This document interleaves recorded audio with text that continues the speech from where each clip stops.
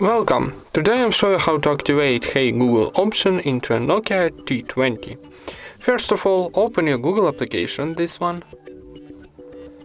And then in the top right corner we got our Google account icon, so click it and choose settings.